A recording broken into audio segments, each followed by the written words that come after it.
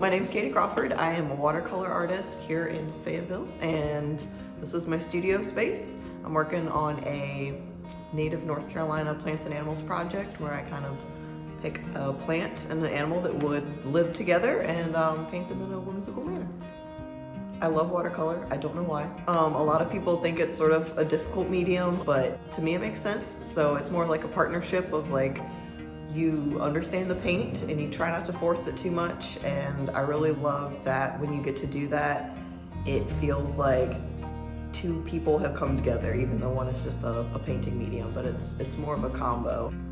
I started with native amphibians and reptiles. I've just, for some reason, always gravitated towards those. I grew up with a lot of them in my environment, like we would play with frogs and toads as a kid, and I wanted to pick a sort of unloved animal to start with because sometimes not everybody likes them, but they're just as important as every other part of the environment. So I've been able to both be an artist and a little bit of a naturalist and explore how our actually very unique ecosystems are connected. I have absolutely loved this residency. I love the space. I love being able to come to a place that isn't my house and work on something. Like, you feel like you get to go to work. I've been able to really dive into larger scale watercolors. So while I've been here, I've done 4 of the biggest sketches I've ever done, of a bat, mice, there's a salamander and an otter, and so far I have completed the biggest watercolor painting I have ever done of a native bat here in North Carolina. I was given the space, I was given the time, and just the opportunity to really be like, you know what? You've always wanted to do this, what's stopping you? And so it has really allowed me mentally to allow myself through creativity and I think just the opportunity to think bigger.